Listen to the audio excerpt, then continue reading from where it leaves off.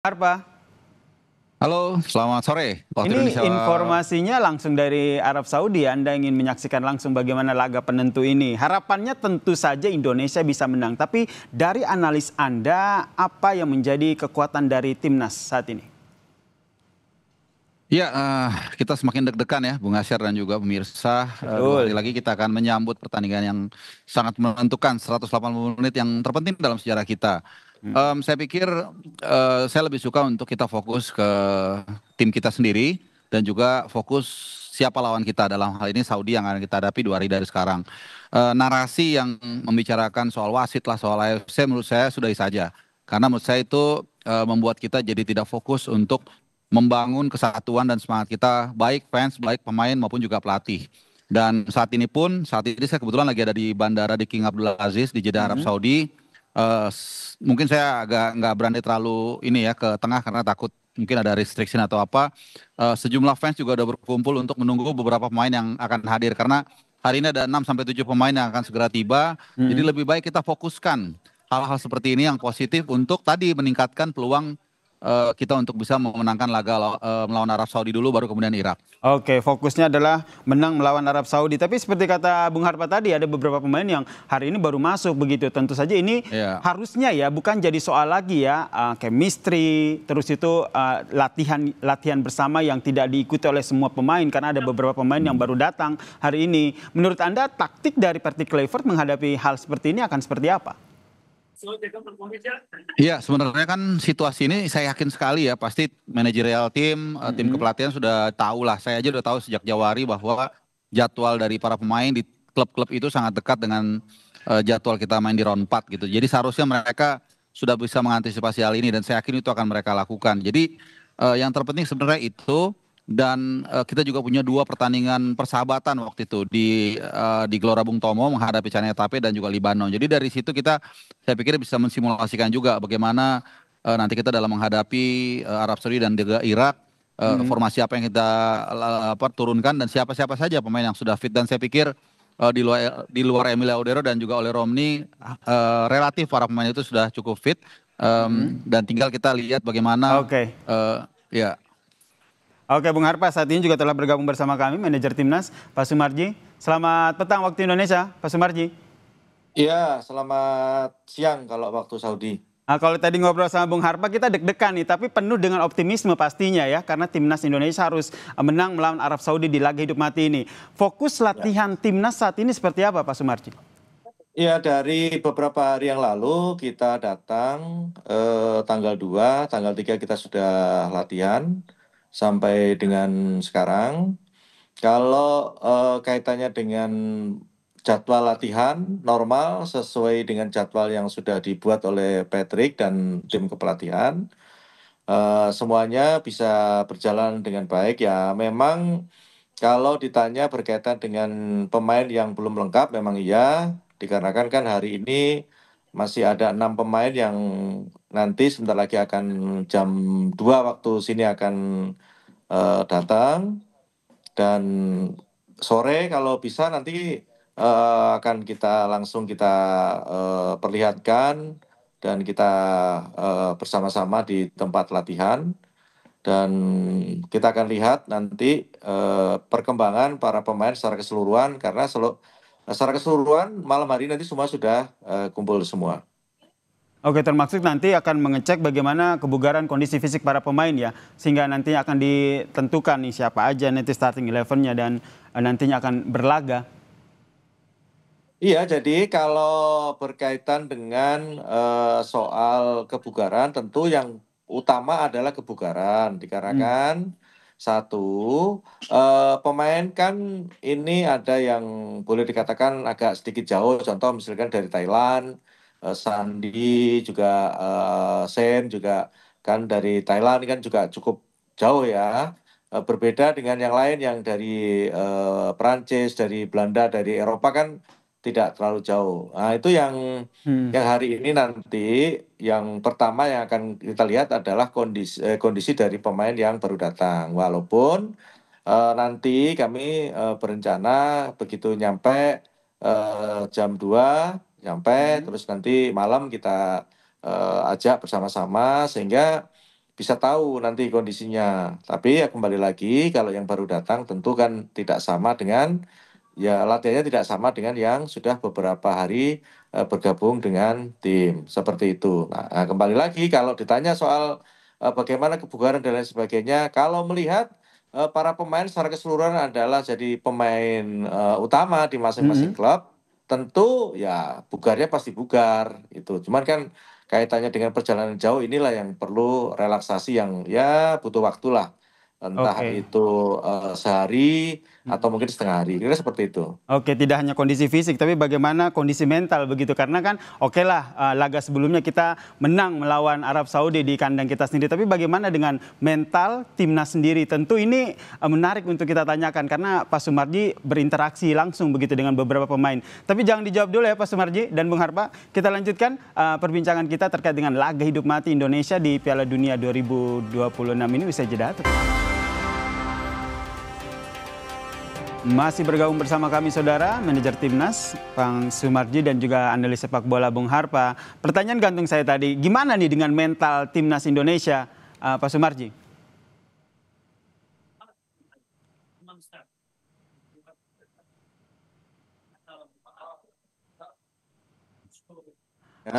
Oke. Ya, halo. Ya. Ya, Pak Sumarji, tadi sebelum jeda pertanyaan saya soal bagaimana dengan mental teman-teman ataupun pemain-pemain timnas ini. Ya. Jadi kalau berkaitan dengan mental para pemain, semuanya cukup bagus, cukup baik. Kemarin juga sore kita ada kegiatan-kegiatan game bersama-sama, baik pemain, official secara keseluruhan, tujuannya untuk meningkatkan bagaimana supaya mental para pemain itu betul-betul jadi mental petarung, mental pejuang gitu. Jadi mental juara. Sehingga cara-cara yang dilakukan oleh Coach Patrick beserta tim kepelatihan ini bagaimana mengangkat mental para pemain itu betul-betul diwujudkan tidak hanya berbicara tetapi dengan cara-cara pakai game dan lain sebagainya. Ini adalah salah satu bentuk cara untuk bagaimana meningkatkan chemistry, meningkatkan mental para pemain agar betul-betul pemain mempunyai kekuatan yang lebih. Karena kan memang kita tahu di pertandingan ini, 2 game ini, Saudi Irak ini adalah boleh dikatakan perang hidup dan mati, sehingga betul-betul kita harus maksimal untuk bisa meningkatkan mental para pemain. Berarti nggak ada soal ya terkait dengan wasit yang nantinya akan memimpin laga yang berasal dari Kuwait, Ahmad Al-Ali ini, karena sebelumnya PSSI sendiri kan sempat melayangkan protes tuh, Pak Sumarji. Ya, ini kalau berkaitan dengan soal perangkat pertandingan, memang ya kita dari kemarin itu sudah begitu muncul nama itu sudah kita langsung berkirim surat dan kalau boleh ditanya sampai saat sekarang ini juga belum ada hasilnya apa-apa dengan kita protes agar supaya dipimpin oleh wasit yang benar-benar netral. Tetapi kembali lagi, apapun yang terjadi, kita tidak akan terpengaruh dengan siapa yang akan memimpin pertandingan. Yang pasti pertandingan di tanggal 8 dan 11 itu adalah pertandingan hidup dan mati dan kita semua meyakini bahwa kita tidak akan terpengaruh dengan kondisi wasit perangkat pertandingan dan kita akan tetap fight untuk bisa memenangkan pertandingan itu. Oke, tetap fight untuk memenangkan pertandingan ya. Kalau kita ingin tetap fight memenangkan pertandingan, dari Bung Harpa sendiri analisisnya seperti apa? Strategi bermainnya seperti apa? Apa langsung total football, fokus langsung menyerang untuk mendapatkan gol atau bagaimana? Ya kalau kita lihat dalam beberapa persiapan terakhir ya dari Saudi Arabia, mereka mainnya sangat tinggi, high defense. Saat menghadap mereka mengalahkan North Macedonia, ini by the way tim yang menyingkirkan Italia juga ya di playoff Piala Dunia tahun lalu sebelumnya. Saya pikir mereka akan keluar menyerang ya, akan menekan, apalagi mereka punya keuntungan banyak yang kita tahu ya, aklimatisasi, jadwal dan lain-lain. Jadi saya pikir nggak ada masalah buat saya mau main parkir bus, mau ball possession hanya 1% selama anak-anak seperti yang disampaikan Pak Sumarji tadi, mereka fight, mereka semangat, saya pikir kita udah happy kok gitu. Yang penting semangat dulu, berikan yang terbaik, kemudian juga tacticiannya juga harus kita lebih maksimal. kalau itu sudah kita lakukan, saya pikir apapun hasilnya kita akan happy untuk itu. Strateginya menurut Anda seperti apa nanti yang akan Ya, dilakukan oleh Partai Clifford? yes, kalau menurut saya sih counter press saja. Kalau menurut saya ya, Oke. karena itu tadi lawan akan begitu high defense, kemungkinan besar mereka akan menekan. Kita nunggu aja nggak ada masalah. Toh juga kalau kita lihat dalam dua hasil positif yang kita dapatkan menghadapi Saudi di round 3 itu kan gara-gara kita bermain counter press. Ball position kita sedikit nggak ada masalah. Toh kita bisa satu kali menang di GBK dan juga satu poin dari King Abdullah Sport City. Jadi buat saya main counter press, main bertahan gak ada masalah. Tinggal nanti bagaimana para pemain ini bisa fit benar. Dan mungkin juga kalau dalam kesempatan ini saya boleh bertanya dengan Pak Sumarji soal penjaga gawang. Karena ini sangat penting nih buat kita tenang, buat tim Betul. tenang juga. Kondisi Martin Paes terakhir mungkin kalau boleh dijawab, izin Pak Sumarji seperti apa Pak? Boleh Pak Sumarji, silakan. Ya, 29 ya, 6 berarti 23. 23 Ya, pemain, termasuk Martin, bersama-sama dengan kami. Alhamdulillah semuanya kondisinya sangat baik dan oke. ya alhamdulillah juga tidak ada hal yang perlu diragukan lagi.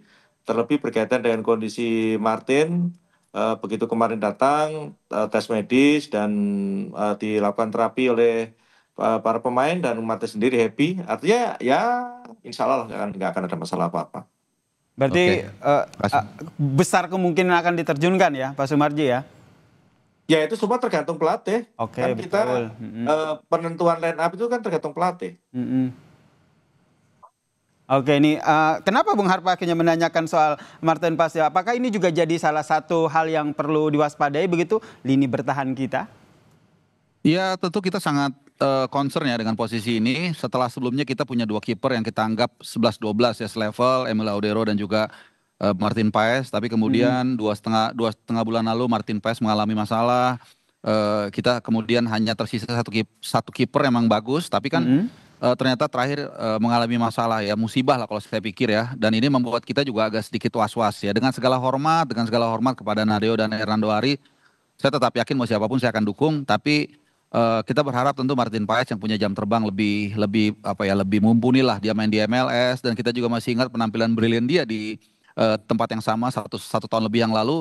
Saya pikir dengan kehadiran Martin Paes ini bisa memberikan ketenangan. Meskipun mungkin tantangannya adalah touch atau competitiveness levelnya apakah sudah kembali, karena fisik mungkin sudah pulih seperti yang disampaikan Pak Sumarji, tapi mentalitas dan kompetitifnya ini yang akan kita lihat. Nah, disinilah menurut saya pengalaman dari seorang Patrick Kluivert yang mantan pemain dunia, ketika dia mungkin pernah mengalami situ yang sama, dia akan tahu nih, oh pemain ini walaupun mungkin fisiknya belum pulih tapi mentalnya kuat, dia akan pasang. Atau sebaliknya, mungkin fisiknya sudah pulih tapi dia lihat kelihatannya dia nggak siap secara mental, mungkin dia akan cadangkan. Dan kembali lagi, itu adalah nanti keputusan dan prerogatif pelatih Coach Patrick Kluivert.